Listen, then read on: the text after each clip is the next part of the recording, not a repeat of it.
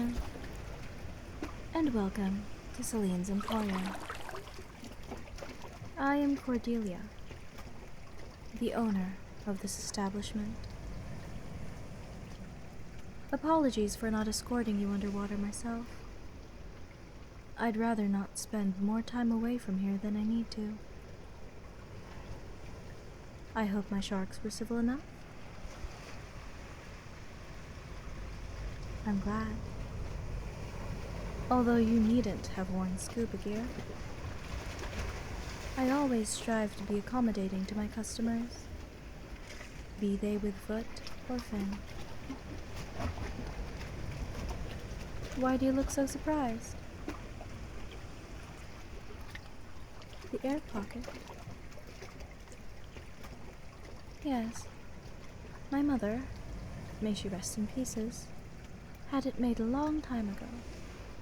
So we could, like I've already said, welcome non-marine customers such as yourself, as well as keep several wares in pristine condition, or at least in the best condition we can have them in, given the mildew. As you've seen, the first floor houses the typical merchandise that my customers look for.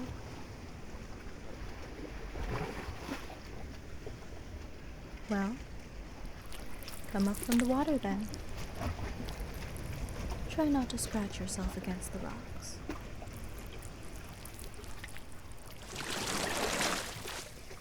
Excellent. Would you like to have something to eat while we discuss?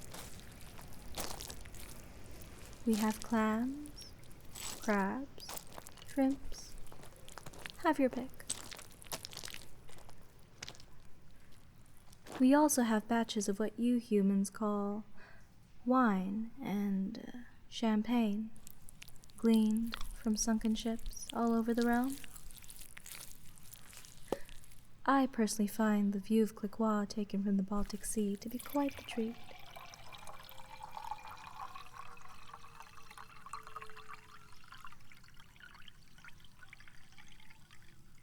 It's quite rude to stare at a lady's tentacles, you know? It might not be as pleasing as your legs, but I dare say it's 4 times as functional. Apology accepted, but I'd have assumed mortals like you would have more etiquette.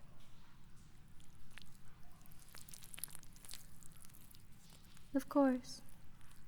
Here, have a glass.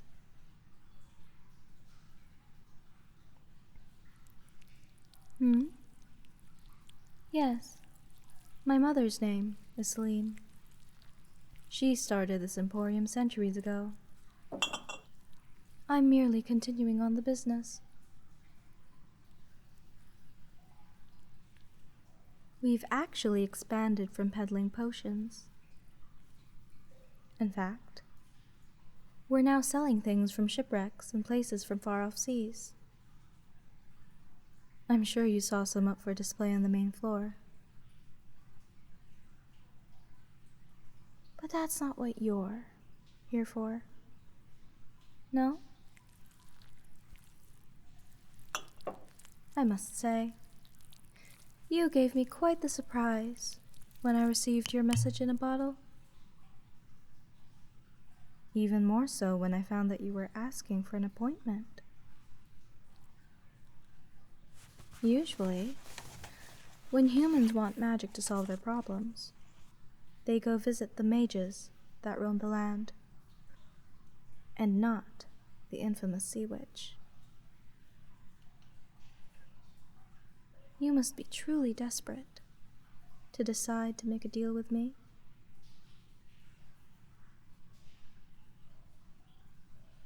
Oh? A problem only I can solve? Interesting. Now, according to your letter, you would like to avail of transformative magic, and that this was for an urgent endeavor.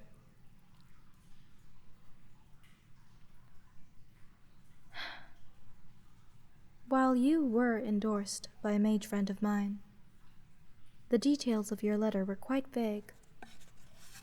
So before I engage in any sort of business with you, I'd like to ask, what exactly are you looking for, and why?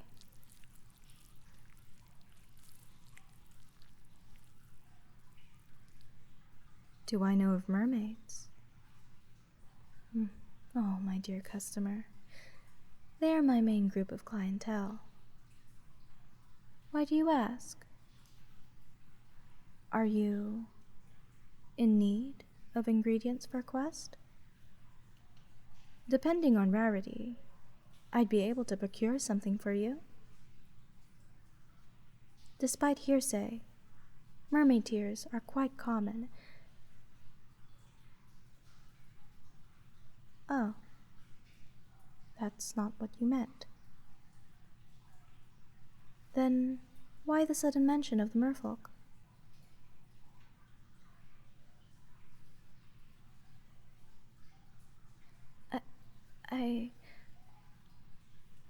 Excuse me? Did I hear you right? You want to become one of them? Why?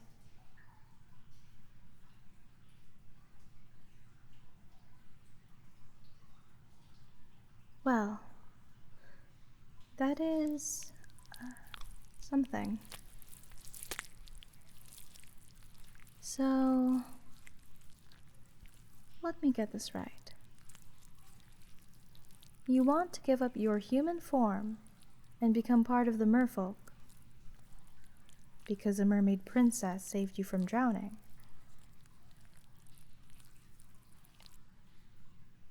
And you want to pursue the hand of and marry that princess.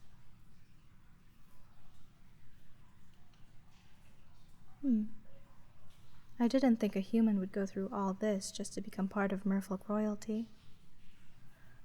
High ambitions, I'll admit.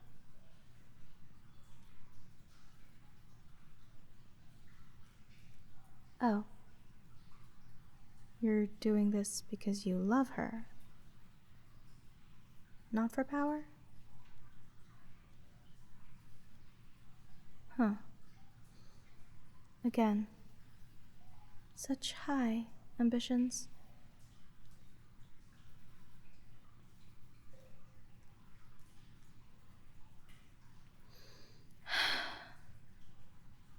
Yes, transforming you into one of the merfolk is possible.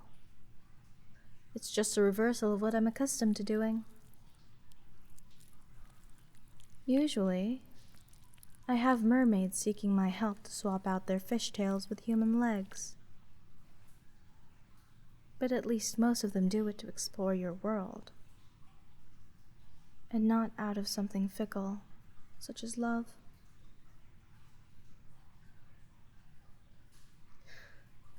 I do have my own opinions about love, yes.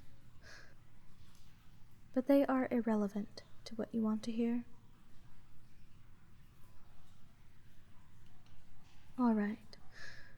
Now, which princess was it? Yes.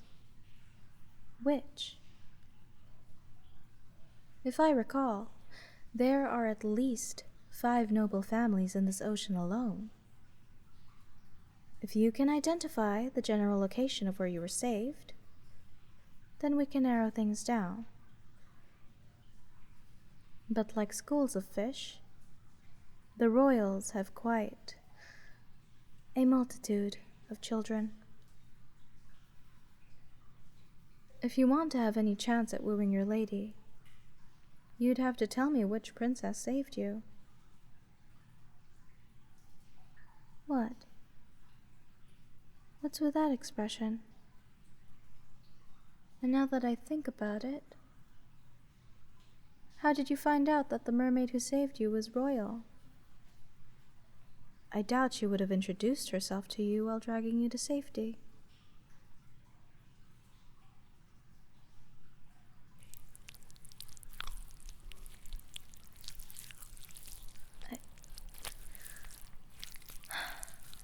dear customer, I very much hate to tell you this, but almost all mermaids are beautiful.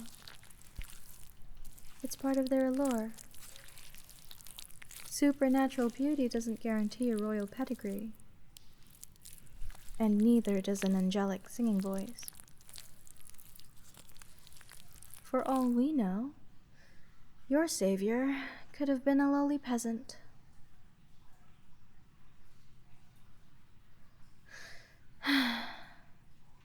Now, how could you find your so-called true love if you don't even know who she is?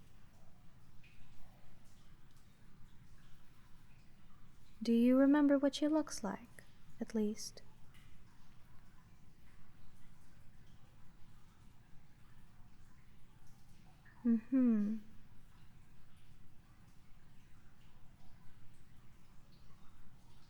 I see.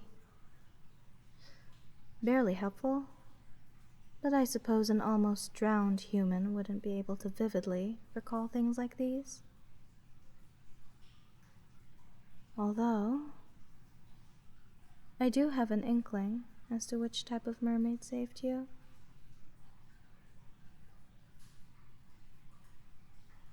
Alright, let's iron out the specifics of this bargain, shall we? I'll turn you into one of the merfolk. Instead of legs, you will possess the tail of a fish, and you will be a creature of the sea. However, every breath you take underwater will feel like fire in your chest. What? Did you think the form would be painless?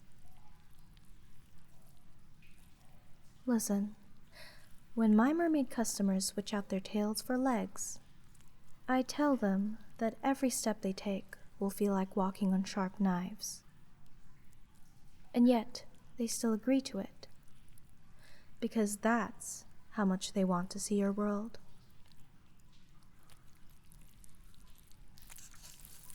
Now, remember that this is but a temporary form. The magic will wear off after a while. This ties into our deal. Should you achieve your goal in 30 days, I'll return the down payment to you, and I will be amenable for making your transformation permanent. If, of course, that's what you'd still wish for by then. But, should you fail after 30 days, you'll return to being a human, and I'll keep what you've paid me.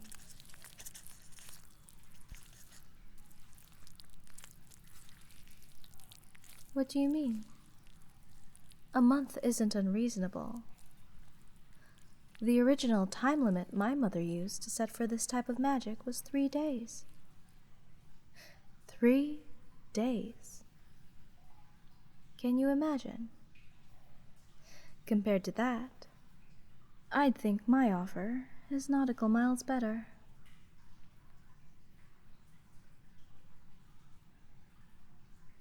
And what do I get out of this deal if you succeed? Well, nothing, really.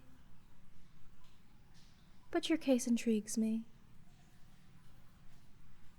And I do tend to root for the underfish, no matter how much I detest the crux of your issue. Now, in your letter, you mentioned my mage friend had told you of me, yes? And I reckon he also told you what I asked for his payment?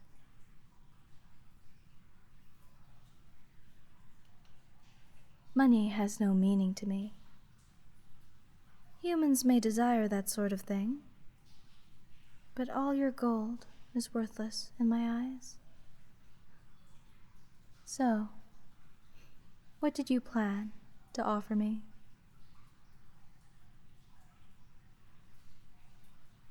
your voice.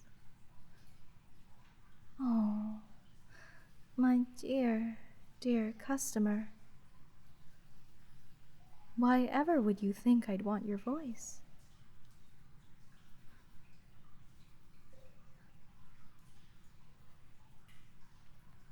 I only accept the voices and songs of mermaids as payment because of the magic imbued within.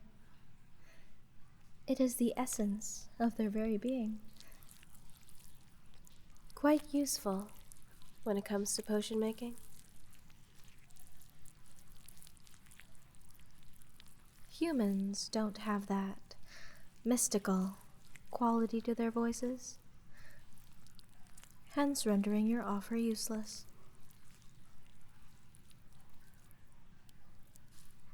True, I could experiment with it. And I do know of some nymphs who like collecting human oddities like memories. Perhaps they'd be vying for your voice as well. But your voice alone isn't enough. To change who you are, you have to be willing to pay the price. Is there anything else you can provide as payment?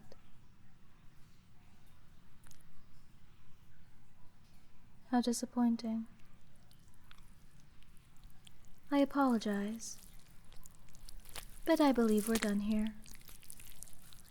You have nothing worth offering. My sharks will escort you out.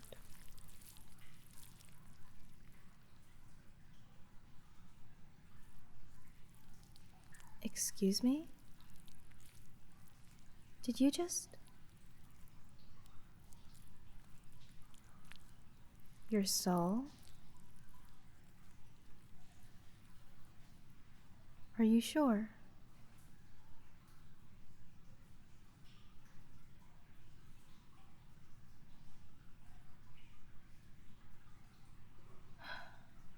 Desperate indeed. That means if you fail, you won't be able to return to your world at all. Your soul will be mine. Are you still standing by your decision?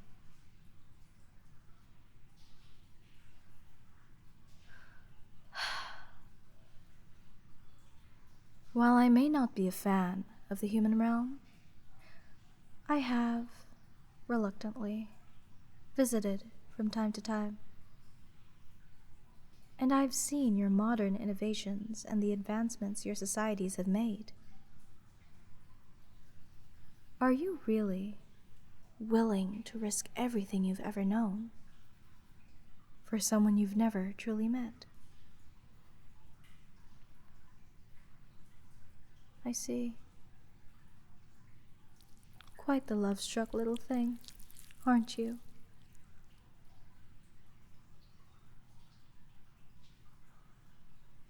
Yes, I said this would be a temporary thing. But these transformations can be permanent, my dear customer. But I'm afraid you wouldn't be able to afford it. You'd need much more than your soul and voice for that. Besides, there is a chance at having this be a permanent form for you. You just have to succeed. Now sign right here. Excellent. Well then, please wait for a minute.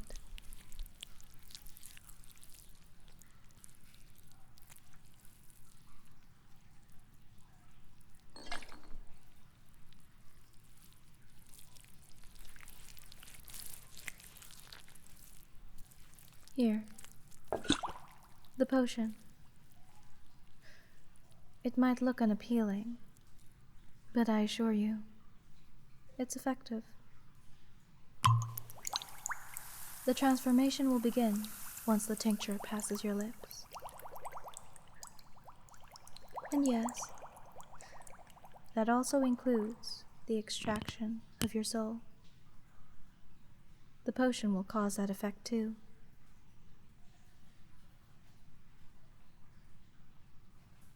Quite serendipitous, isn't it?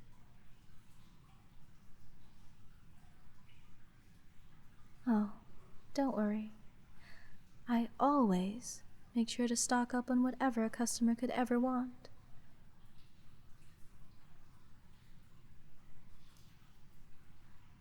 You may drink it once you leave this place. I recommend you stay in the shallows before you decide to transform. And once you sufficiently recover, my sharks will guide you to the kingdom where I reckon your precious mermaid resides. But after that, you're on your own. Remember, should you fail in your quest once 30 days pass, you are mine.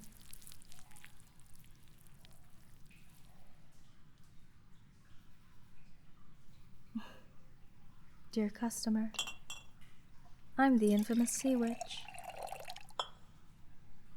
You shouldn't underestimate my ability to recover what is owed to me. Now go. I wish you luck in your endeavor, mortal.